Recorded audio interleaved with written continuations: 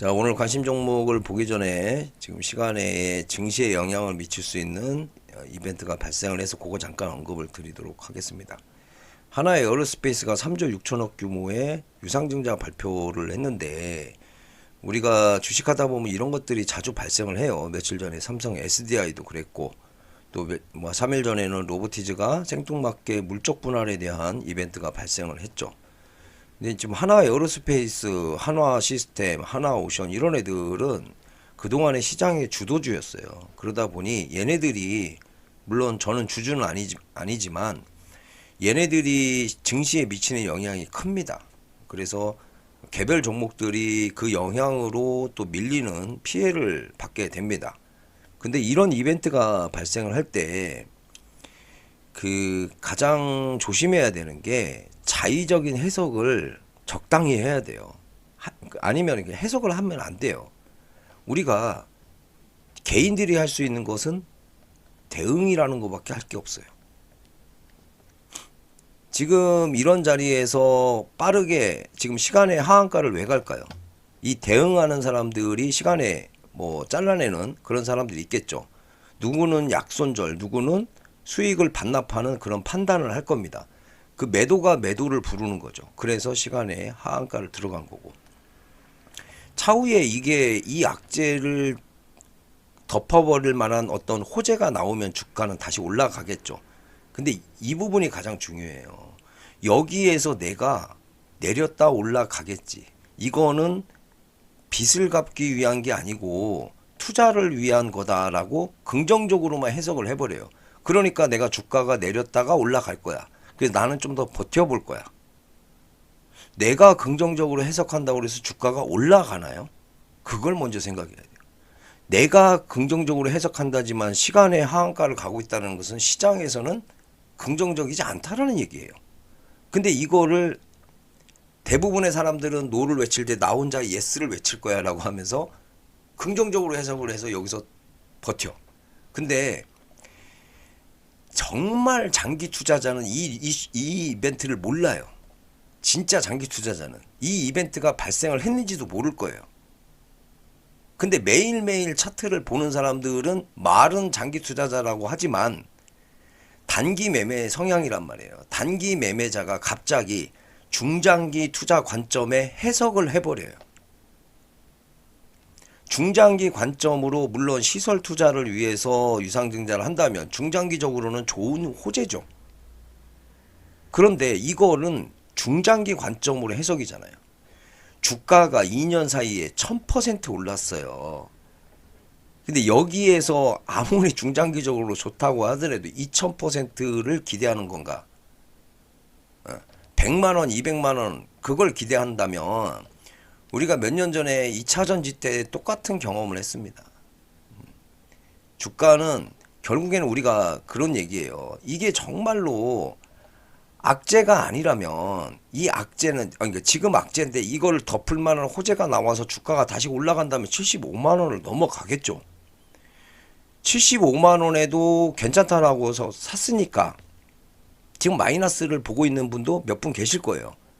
그런데 다시 좋은 소식이 발생한다면 75만 원을 넘어갈 거 아니에요. 그러면 그때 사면 되잖아요. 이 가장 중요한 게 내가 싸게 살려고 하는 생각을 여기서 가지면 안 돼요. 싸게 살려는 생각을 가지면 안 돼. 뉴스를 너무 자의적으로 해석하면 안 되고, 지금 내가 알고 있는 모든 데이터 정보가 가공된 정보예요.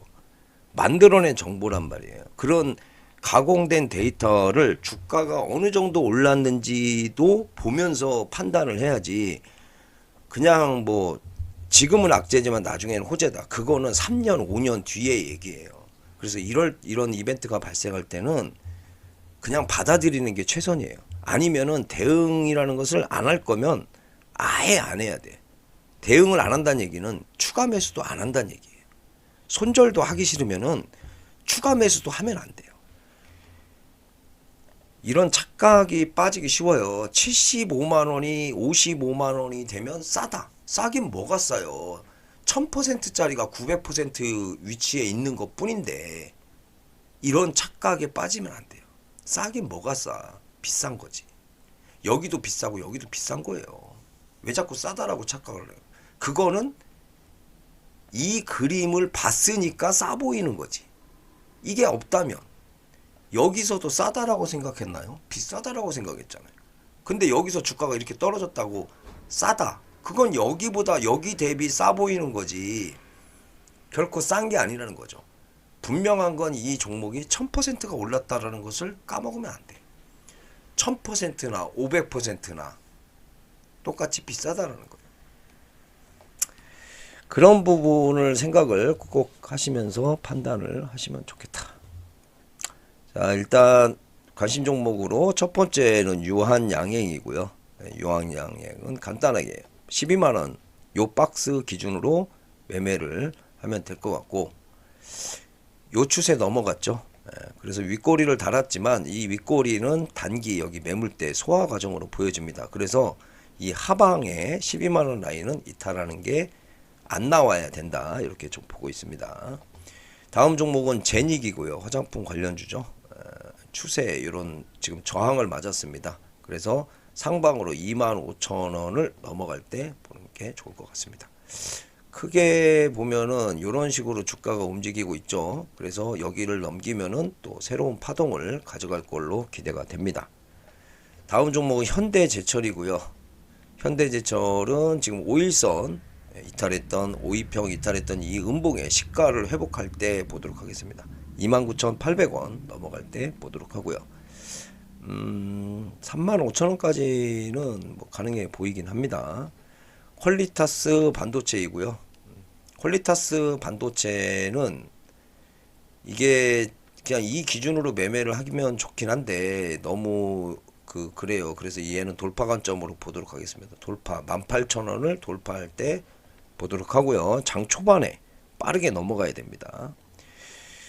빙그레이고요. 빙그레는 뭐 단기 종목은 아닌데 요즘에 얘네들이 좀 움직임이 좋긴 합니다. 그래서 혹시라도 장대가 한번 나올 수 있는 자리이기 때문에 이 정도 상승은 기대할 수 있는 자리다 라고 보고 있습니다. 그래서 이 종목은 간단하게 오늘의 저점 92,500원 이탈할 때는 손절이 필요하지 않을까.